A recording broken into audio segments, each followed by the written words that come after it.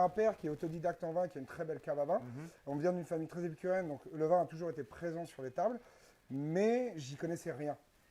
Et en fait, je suis revenu en me disant, bah tiens, en gros, je me suis enfermé une semaine, j'ai fait un tableau chez moi, en me disant, qu'est-ce que je veux faire? Et en fait, moi, ce qui m'intéresse, c'était pas les bureaux, c'était le contact client permanent. Je voulais être mon propre patron et je voulais m'amuser dans le boulot.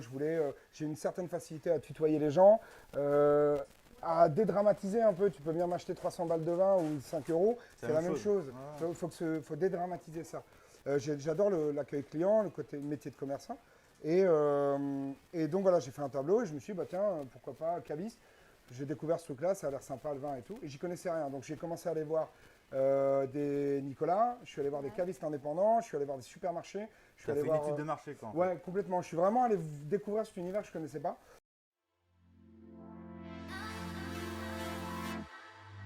L'IFOPCA, c'est un truc d'État. Et en fait, c'est des livres des CQP, Certificat de qualification professionnelle.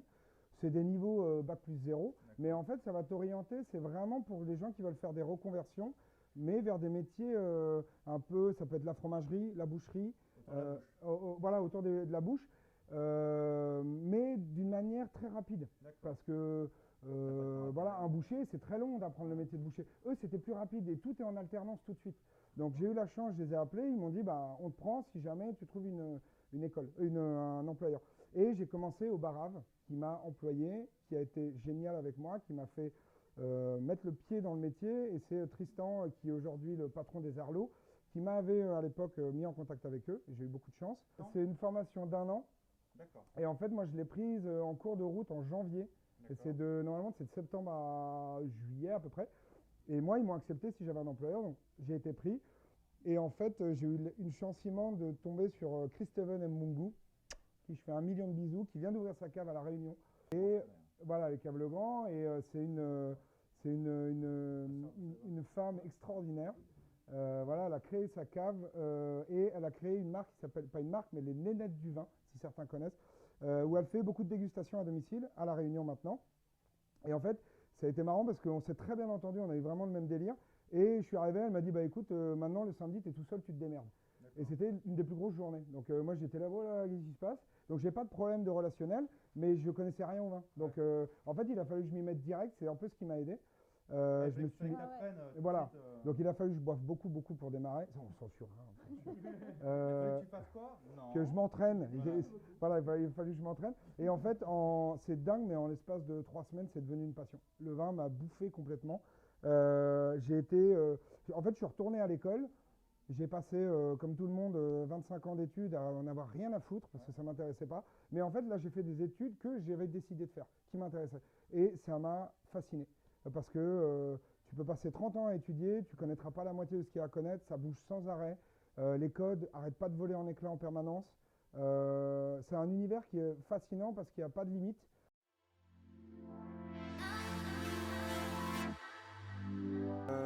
Il y a quelques années, la carte des vins, c'était pas très intéressant. C'est là où ils faisaient beaucoup leur marge. Ouais. Donc ils mettaient des vins, le petit pichet du patron, c'était pas très cher et puis on margeait. Aujourd'hui, maintenant, putain, il y a des petits ouais, voilà, vous allez dans un petit resto qui paye pas de mine, ils ont leur petite dizaine, quinzaine de vins, mais c'est des trucs pointus, recherchés. Donc il y a eu quand même un nivellement par le haut sur la qualité des vins et des restaurants proposés à Paris qui est quand même super intéressant. Non, c'est vrai que tu peux aller dans plus ou moins n'importe quel rade. Hein, maintenant, tu as des bons vins. T'es pas surprise. Ouais. Surprise, quoi. Bah oui. C'est rare quand tu as de la bonne bouffe de ne plus avoir une bonne carte des vins.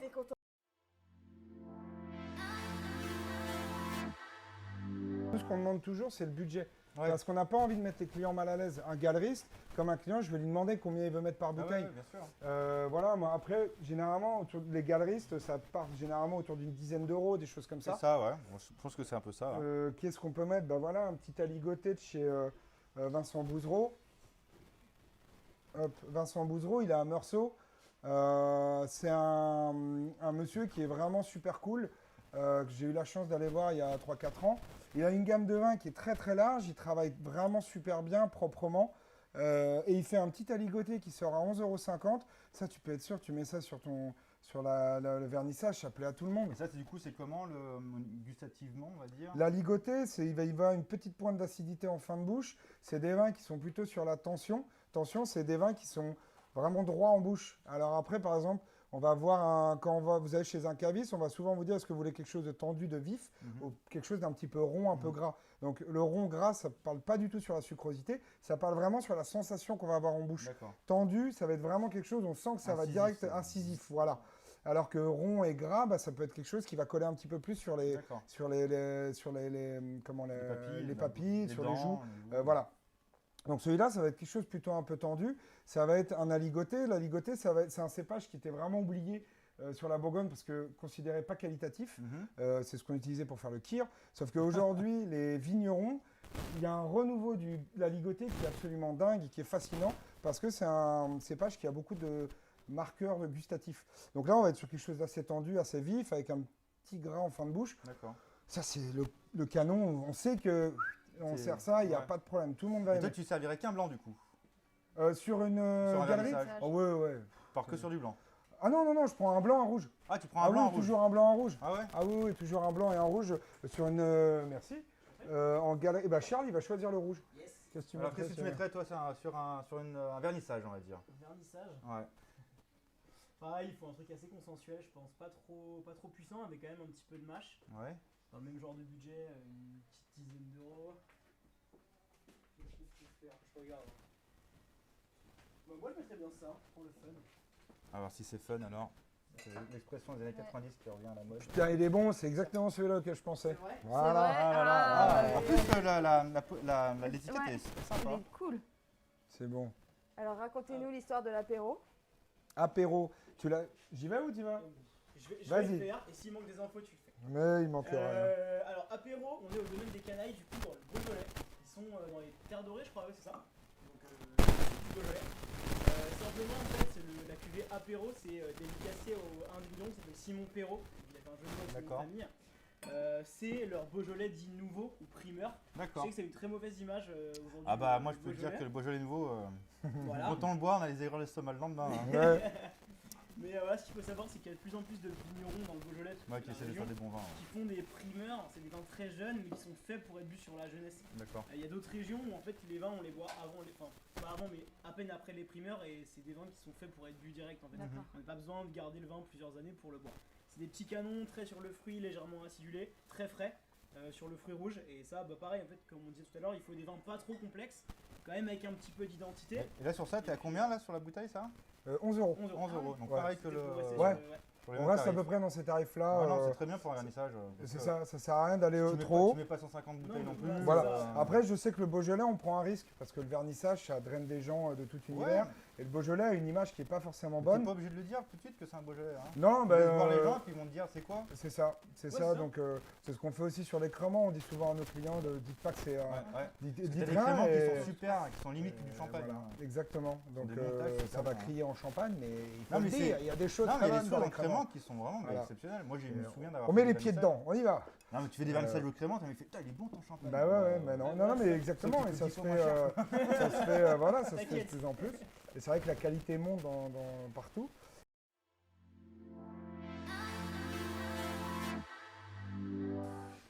Il ne faut pas lui ramener un truc trop barré, mais il faut ramener des choses avec une finesse. Je pourrais parler du Beaujolais encore une fois, je parlerai des Dutrèves.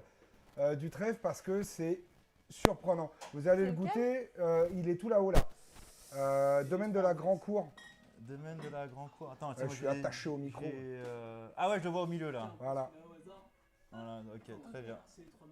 Ok. C'est pas très grave. Enlève le 0 que j'avais rajouté. Voilà, on est chez Jean-Louis Dutrèves. J'ai eu la chance d'aller faire une dégustation avec lui, avec une copine à moi, en février. C'est un fleuri, du coup. C'est un fleuri, ouais. Eux, ils sont un fleuri et c'est un domaine qui est juste absolument dingue. Eux, ils sont en biodynamie, tout ce que vous voulez. Ils n'ont jamais revendiqué parce que pour eux, c'est la base. Et en fait, ce qui est génial dans ce vin-là, c'est que vous allez boire, on vous le sert, c'est cool et tout. Et en fait, c'est un goût, on est vraiment sur l'orange sanguine, il y a une finesse incroyable dedans. Et c'est des vins, on boit, on discute, puis d'un coup, on regarde, on fait, mais qu'est-ce que je suis en train de boire? C'est bon ça, ce truc-là. Et en fait, c'est des vins qui interpellent. Donc j'ai envie de me dire qu'un collectionneur... Bah, faut lui mettre Et le collectionneur, il faut lui attirer l'attention, il faut attirer son attention et voilà, il est de le surprendre. Parce que j'imagine que l'art, c'est un peu comme le vin, on a envie de découvrir en permanence, on n'a pas envie de tourner en rond et c'est aussi pour ça que le vin m'intéresse autant, c'est qu'on découvre sans arrêt et ça se renouvelle sans arrêt et l'art, c'est un peu la même chose. J'imagine qu'un collectionneur, lui, ce qu'il a envie de découvrir, c'est de découvrir des nouveaux artistes. Donc là, je ne fais pas découvrir parce que Dutrève, pour ceux qui sont dans le vin, connaissent, est très connu. Mais pour quelqu'un qui ne connaîtrait pas, c'est une surprise. C'est pas un vin qu'on va avoir l'habitude de boire. Je ne lui mettrai pas un Bordeaux, un Bourgogne. C'est des choses un peu redondantes. Voilà. Fleury, moi j'adore. Et c'est un vin qui est fascinant et donc qui interpelle.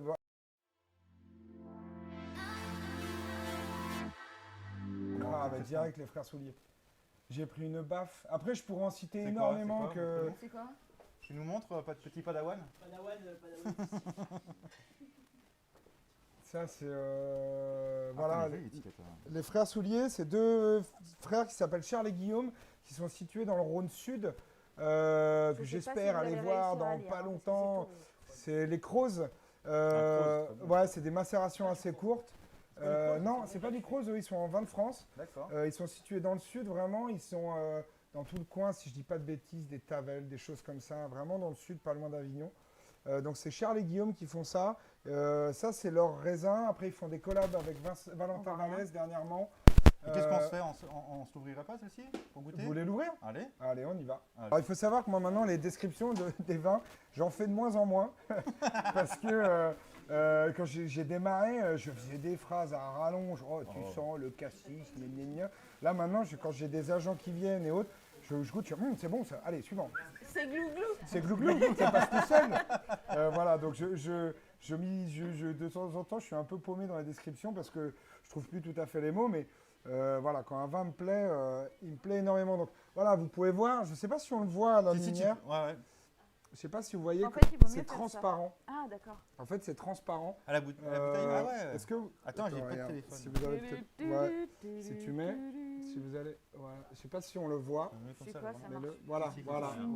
Ah. Donc c'est C'est un rouge léger du coup en couleur. Voilà, c'est un vin, c'est un rouge non filtré. D'accord. Est-ce qu'on est en train de flirter entre des rouges, des rosés? C'est toute la question qu'on peut se poser avec des macérations assez courtes.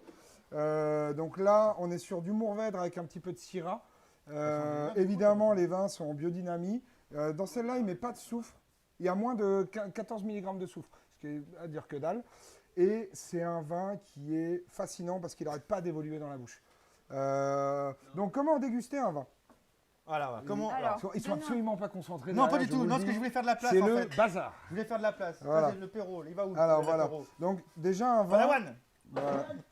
Donc oui, voilà, c'est là, vrai, vous c'est allez vrai, voir. c'est Voilà. Ah, il est super clair. Ça, c'est ça. Ah bah ouais, il fallait manger de la soupe. Et ben je dois dire, je suis très content de leur goûter parce que Ça, on a eu. Il faut savoir qu'on a eu très très peu de bouteilles pour l'année. C'est des vins qui sont donc en déjà, allocation. comment on sert le vin dans le verre? Est-ce qu'on met le verre? C'est mieux dans le verre. Alors pas au-dessus de l'ordi parce que si ça tombe sur l'ordi. On met le verre. Alors le vin généralement on penche un petit peu mais pas non plus pas trop. 45. L'idée c'est que ce soit plus facile en fait à servir. Donc voilà, un vrai sommelier vous dira mais non c'est pas comme ça. Et après on tourne pour éviter d'avoir des gouttes un peu partout. D'ailleurs, comment on boit ça professionnellement? Ah oui, on n'a pas parlé.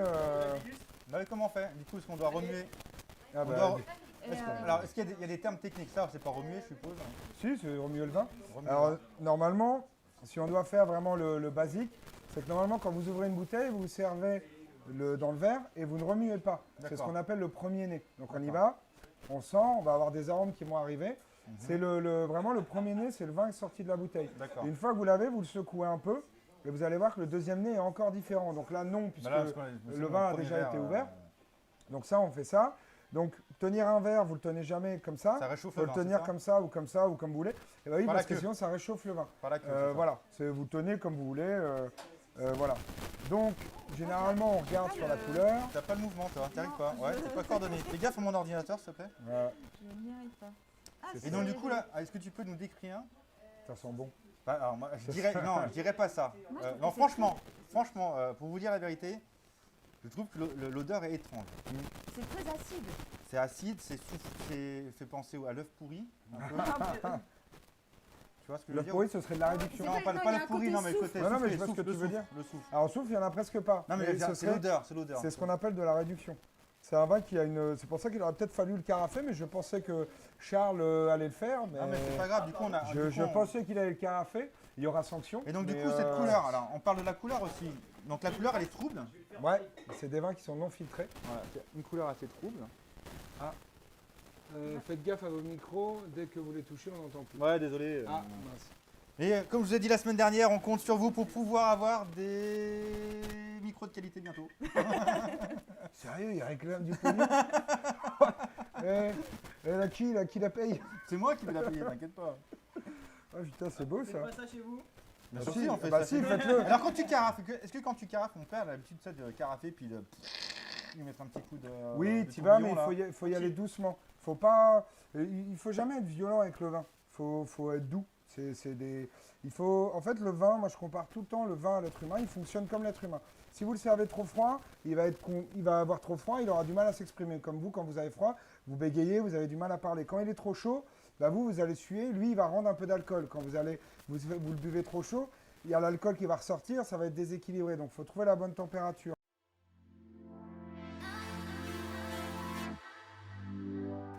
L'intérêt de la carafe, ce qu'on entend beaucoup et ce qui n'est pas vrai, c'est que plus un vin est vieux, plus il faut le carafer. Non, plus un vin est vieux, moins vous le carafez surtout.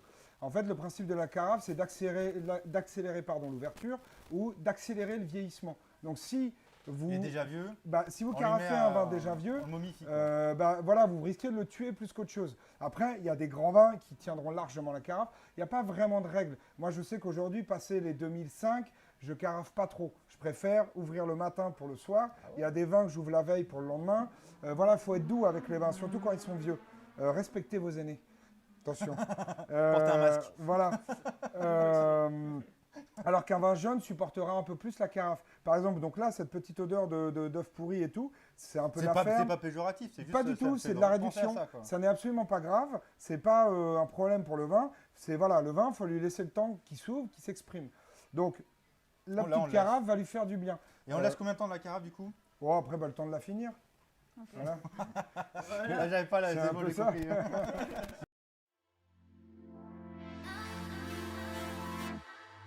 On a fait voilà, une étiquette. Hop, ça, c'est une étiquette que vous allez retrouver que à la cave du Ballon Rouge ou au Ballon Rouge, qu'on a fait en collaboration avec Zoé, que vous pouvez Zoé retrouver- Baraton du coup. Voilà, Zoé Baraton, vous pouvez retrouver sur Instagram sous le nom Zoé aux yeux noirs, qui fait des dessins qui sont vraiment, que moi personnellement, et je pense que beaucoup ici adorent. On adore, on a eu la chance de faire une collab avec elle pour ses étiquettes. Pour un autre vin que je n'ai pas là parce que j'ai eu les mauvaises étiquettes. Ah. Donc ça doit arriver sous peu. Et pour les 6 ans du restaurant, on a fait des t-shirts. Ah, s'il faut expliquer. Ouais, il faut expliquer parce qu'on n'a pas parlé Ah oui, du on du va en restaurant. parler après. On en parlera Voilà, après. donc en fait, le domaine Gouffier, c'est Fred Guignot, qui est un super copain. Là, j'étais chez lui la semaine dernière. Et le domaine Gouffier, ils sont en côte chalonnaise. Et ça fait plusieurs années qu'on fait une cuvée spéciale avec leur bulle où Fred, je lui donne l'étiquette et on personnalise nos étiquettes sur celui-là, sur une autre cuvée. On avait une autre étiquette avant qui avait été faite par une autre amie et on a changé cette année. On a donc le t-shirt, on a fait des posters, on a fait plein de choses. On est en train de réfléchir sur des bières pour essayer de brasser nos propres bières en collaboration avec des brasseurs. Et surtout, effectivement, Du coup, j'aimerais tu deviens beaucoup- producteur en fait là. Comment ? Tu deviens producteur, coproducteur de. Non, parce que moi, je viens mettre. Tu On va arriver, par exemple, pour les bières. Charles va arriver en disant bah, moi, les gars, je ferais bien un truc comme ça m'amuserait. Donc, ils vont nous filer un brassin, on va faire nos propres trucs. D'accord. Mais après, nous, on paiera comme n'importe qui, en fait. D'accord. Donc, ça ne nous appartient pas. C'est juste qu'on va faire une recette pour nous. Mais ça, c'est que l'idée, Non, c'est mais de en fait, créer, moi, c'est ça, c'est cette question. Par exemple, là, quand tu travailles avec le domaine Gouffier, Oui. c'est comme s'ils te livraient une bouteille vide, Oui. ou avant, non, une Mm. bouteille pleine, ou avant, vous discutez de ah, Non, j'aimerais pas qu'il y ait encore. tel assemblage, nanani. Justement, pas sur ces cuvées-là, mais j'aimerais beaucoup. J'ai un vigneron avec qui j'aimerais le faire. On en a parlé quand je suis allé le voir en janvier. Et j'aimerais beaucoup, surtout que lui, c'est un vigneron qui n'a pas de vigne, qui est que sur du négoce, en biodynamie exclusivement. Il travaille avec 12 vignerons à travers la France. Et en fait, il fait des assemblages assez originaux qu'on ne va pas retrouver ailleurs. Donc en fait, ça nous laisserait une grande liberté pour le faire. Et peut-être qu'il va y avoir une cuvée sur 2020. Une cuvée ballon rouge. On va voir.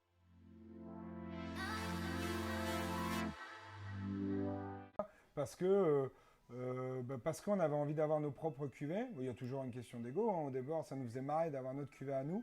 Moi, j'en avais parlé avec Fred à l'époque. Et ça l'avait branché. On était parti là-dessus. Et puis là, parce que on a eu des gros coups de cœur sur les dessins de Zoé.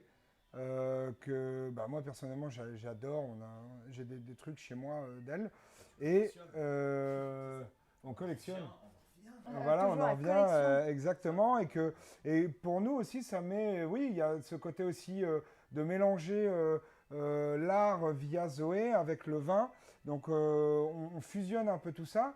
Et on a trouvé que les dessins de Zoé correspondaient vraiment à l'image qu'on avait des vins où on voulait mettre ces étiquettes. On a une autre cuvée qui s'appelle les buveuses, où on voit 4 femmes qui sont en train de boire, et ça allait très bien avec cette cuvée Fort de Vaux, donc qui est une cuvée qui est chez Domaine Gouffier, que moi j'ai vendangé en 2019, qui est une saloperie à vendanger parce que c'est comme ça.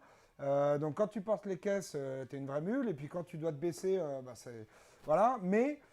les buveuses qui étaient toutes les 4 comme ça, sauf que l'exposition elle est dingue, c'est plein soleil, on a une vue de fou, et j'ai imaginé les 4 femmes en train avec un petit napperon par terre, en train de boire un canon, et d'avoir cette vue superbe, et d'avoir les 4 femmes ensemble, et je trouvais que ça allait vraiment bien avec cette cuvée. Après, on l'a tout choisi ensemble en les mettant. Et l'autre, c'est un gros coup de cœur moi, que j'ai eu sur ce dessin. On l'a choisi aussi parce qu'il allait très très bien avec le côté bulle, le côté la tête en bas, les pieds en l'air, inversé, l'équilibre, la petite perte d'équilibre, mais la bulle est toujours à l'intérieur du bonhomme. Donc, il y a une petite perte d'équilibre de l'homme, mais les bulles sont toujours bien en place à l'intérieur. Il y avait vraiment une dimension qu'on voulait un petit peu plus artistique. Ouais.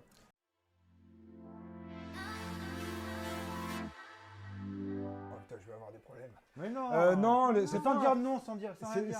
C'est pas un coup de gueule, c'est juste qu'effectivement le vin aujourd'hui devient... Il y a des moments où je me demande si des gens sont devenus cavistes ou sont dans le vin, ou parce qu'ils aiment vraiment, ils sont amoureux du vin, ou parce que c'est hype d'être dans le vin. Aujourd'hui, c'est hype. Tu crois que c'est un effet de mode? Je pense, ouais. Il y a un gros truc sur le vin. Le vin, il y a un gros truc. Maintenant, on va faire GQ avec une couverture, avec un verre de vin. Oui, mais comme on disait tout à l'heure avec les restaurants finalement. Oui, quand on regarde Top Chef aujourd'hui, j'ai regardé Top Chef hier soir, chose que j'ai arrêté de faire, parce que ça me gonfle Top Chef. Et ils ont présenté du vin? Non, ils n'ont pas fait de vin, non, ils n'ont pas trop le droit avec le vin. Eux, pour oui, c'est vrai. Vin, pour le coup. Nous on s'en fout. Nous on s'en fout, via l'internet. Non, ils sont barbus, ils sont tous tatoués. C'est des choses qu'on ne voyait pas dans la cuisine il y a 10 ans, où c'était des vieux monsieur bedonnants. J'exagère, hein, je caricature. Mais c'est pas un coup de gueule, c'est juste que je regarde ça, et c'est comme un galeriste je reviens sur l'art, mais un galeriste qui va un peu critiquer une mouvance de l'art. Qu'on l'aime pas, je peux comprendre, mais qu'on rejette une mouvance, je comprends pas. Si tu es galeriste, ça veut dire que tu es amoureux de l'art. Donc, sous toutes ses formes. Sous toutes ses formes. Après, tu peux avoir plus ou moins d'affinité, il n'y a pas de problème, mais tu peux pas le rejeter. La plus simple à aborder, il y en a beaucoup, mais je dirais aujourd'hui, vu les progrès que ça a été fait, le Beaujolais. Le Beaujolais a cette faculté de faire des petits canons qui vont sortir à 11-12 euros, qui sont des paniers de fruits écrasés, qui sont une vraie fraîcheur, et à faire des grands vins très complexes, très de garde, des moulins à vent qui sont taillés pour la garde. Bon, ça. Mais je pourrais dire ça sur chacune des régions. Après, ça dépend de vos goûts, mais le Beaujolais, c'est des vins qui vont être vraiment sur le fruit, pas trop puissants. Au Rhône, on va être sur des vins un peu plus charnus. La Bourgogne, on a un peu de mal à trouver des vins à 10-12 euros qui peuvent être intéressants. Nous, on en a, on est très contents. Mais disons que le Beaujolais, dans ces prix-là, on va peut-être avoir des vins un petit peu plus intéressants. D'accord.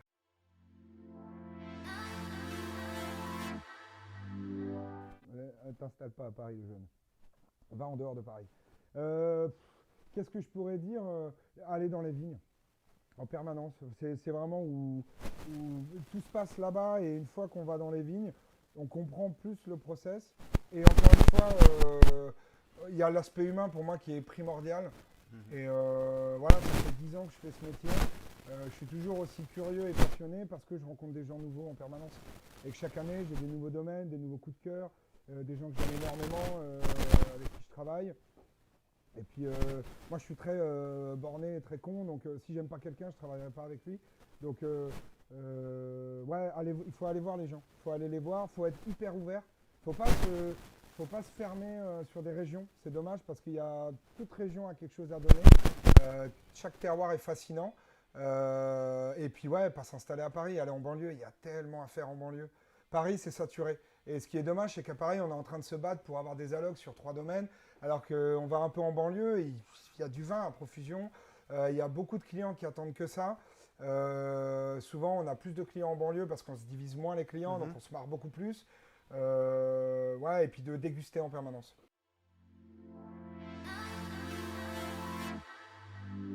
Bah écoutez, tant mieux. Non, je suis ravi de vous avoir accueilli et d'avoir partagé ce bon moment avec vous. Merci. Voilà. Camille, la semaine prochaine, on a rendez-vous où? On a rendez-vous chez Lek et Sowat, un duo d'artistes parisiens qui a notamment fait des expositions au Palais de Tokyo. Pour les amis YouTube, n'oubliez pas, on compte sur vous. Un petit abonnement, un like, ça ne fait pas de mal pour nous. Ça nous permet de faire des émissions de qualité. On vous aime. Peace.